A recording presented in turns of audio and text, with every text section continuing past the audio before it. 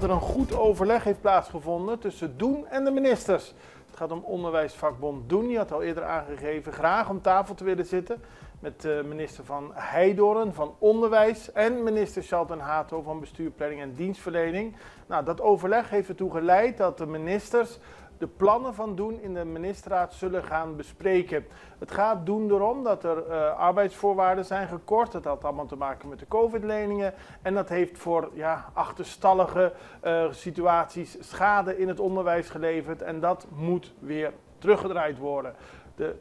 De arbeidsvoorwaarden worden weer gewoon betaald, dus die 12,5% is van tafel. Maar toch, om de achterstallige schade weer in te halen, zou er kunnen worden gedacht aan promotie van sommige docenten. Een project wat al heel lang op de agenda staat van de onderwijsinstellingen. En op die manier moeten we proberen het onderwijs weer aantrekkelijker en genoeg betaald te krijgen. Dat is de intentie van Doen.